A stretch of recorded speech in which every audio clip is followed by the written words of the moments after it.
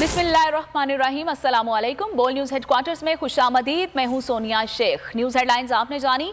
बड़ी खबर दें आपको, इस्लामाबाद और लाहौर में पीटीआई रहनुमाओं और कारकुनान के खिलाफ बड़े क्रैकडाउन का सिलसिला जारी है।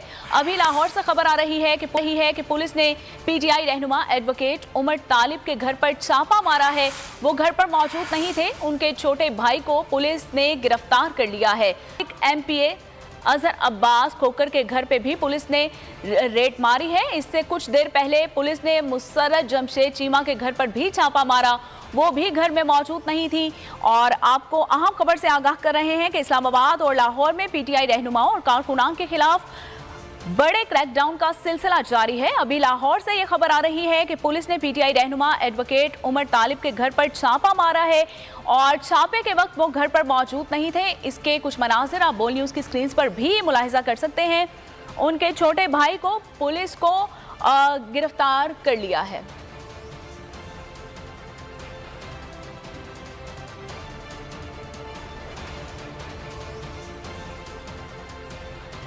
इसी हवाले से मजीद तफसीलात जानते हैं अपने नुमाइंदे खुरम मलिक से। खुरम,